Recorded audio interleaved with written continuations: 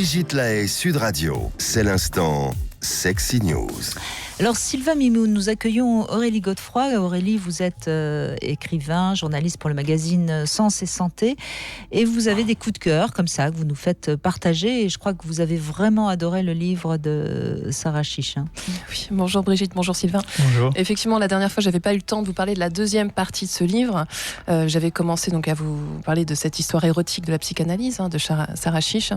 On avait beaucoup évoqué justement pourquoi les femmes étaient tenues à l'écart de cette discipline, alors que c'est quand même elles qui ont été le moteur de toutes les théories, toutes les élaborations de Freud et de Jung, entre autres. Donc on a parlé de la nourrice de Freud, des rapports entre Jung et ses patientes. Alors aujourd'hui, moi j'aimerais vous parler de la littérature, du rapport de la psychanalyse et des écrivains, alors que ce soit Marguerite Duras et sa jalousie légendaire, et Anaïs Nin par exemple, qui bille en tête voulait mettre en échec la psychanalyse. En fait, elle disait, puisque je ne peux pas avoir Dieu, je vais avoir les psychanalystes qui sont des hommes-dieux. Ah oui, Donc, elle avait envie de coucher avec tous les psys, c'est ça ? Non seulement elle avait envie, mais il faut dire qu'elle a quand même très bien réussi. C'est bien. Et donc en fait, pour elle, c'était pas uniquement un jeu littéraire, c'est que finalement, ça l'a quand même aidé aussi à gérer sa relation entre son mari et le fameux Henry Miller, cet écrivain triste, sulfureux. Et en fait, elle-même, elle se disait rongée par un ver solitaire affectif. Donc elle était très très mal. Et elle a décidé d'aller voir la star des psychanalystes, donc René Allendy, qui était vraiment celui qui suivait tous les intellectuels et artistes de l'époque. Et si vous le voulez bien, je vais vous dire un petit peu comment ça s'est passé, leur première séance. Wow. Ça va vous donner une idée. D'accord.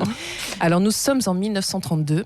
L'analyse commence par un transfert massif qui fera dans un premier temps écrire à une Anaïs rassurée par le filet de sécurité que lui offre le divan « Je peux vivre toute expérience sans danger, car j'ai été sauvée par Alliendi ». Un analyste qui lui donne la force nécessaire pour vivre mes passions sans pour autant en mourir comme avant. Non seulement Alliendi ne condamne en rien la liaison d'Anaïs avec Miller, c'est une bonne chose, mais il a fait en sorte de donner à sa patiente un contenant, le cadre des séances, qui lui permettent de vivre et d'écrire l'amour et le sexe avec beaucoup plus d'authenticité. En fait, c'est une sorte de curé. Elle baise à tout va, à une époque où c'est quand même pas encore tout à fait autorisé, puis elle va se confesser auprès de son psychanalyste. Oui, mais c'est encore pire, parce que non seulement elle va se confesser auprès de son psychanalyste, mais en plus, ça décuple son envie, son désir de vouloir... D'aller raconter, bien sûr. Non, et de consommer aussi. Oui, mais ailleurs. En plus, comme elle va raconter, voilà. Elle a encore en plus envie de consommer. Oh, donc notamment la femme de son amant, donc la femme quand même d'Henry Miller, ce qui n'est pas rien, June. Son cousin. Ça, je sais parce que j'ai joué dans le film Henri et June de Philippe Kaufman. Et je jouais justement la femme de. D'accord. Eh oui, bah oui. Wow. Et donc j'ai joué une scène. De lesbienne avec celle qui jouait le rôle d'Anaïs Nin. Mais me regardez pas comme ça. Non, c'est qu'en fait je pensais que c'était... Mais parce que quand je l'ai appris, j'étais un peu surprise. Je me suis dit, bon, son cousin, vous saviez ça ou pas, Eduardo? Non, ça je sais pas tout. Voilà. Et Antonin Artaud qu'elle rencontre quand même dans la salle d'attente, il faut le faire. Ah oui, surtout que ça devait pas être le plus sexy. Le plus fun, ça c'est sûr. Non, ça, mais bon... Donc, ça c'est un exemple parmi tant d'autres, mais effectivement, Sarah Chiche, elle en parle, elle parle aussi de Marilyn Monroe, donc elle soulève pas mal de problématiques. Pourquoi est-ce qu'on souffre toutes des mêmes maux d'amour ? Pourquoi est-ce que certaines d'entre nous... N'exagérons rien. En général, quand on souffre d'un mal d'amour, on le reproduit. Ça, c'est quelque chose d'assez classique. Pourquoi est-ce que certaines d'entre nous, comme Marnie dans le film d'Alfred Hitchcock, ont-elles un fantasme du sauvetage par l'amour ? Ça aussi, c'est assez classique. Pourquoi d'autres encore, comme Lou Andrea Salomé, doivent attendre longtemps avant de connaître le plaisir ? Donc, c'est beaucoup de questions qu'elle soulève. Et moi, il y a un passage qui m'a beaucoup marqué. C'est, on connaît toutes et tous que Marilyn Monroe allait voir souvent des psychanalystes. Mais en fait, je connaissais moins la relation qu'elle avait avec Ralph Grinson. Je ne sais pas si vous connaissiez. Alors, le nom me dit rien, mais je me suis beaucoup intéressée évidemment à la vie de Marilyn, donc, mais je suis tout oui. Parce qu'en fait, donc ce passage, je trouve, est assez émouvant. Je vous dis un petit peu comment ça s'est passé. Donc, d'emblée, il est frappé par la manière de parler inarticulée, terne, et par l'absence d'affect de l'actrice. Elle disait sans douleur des choses douloureuses.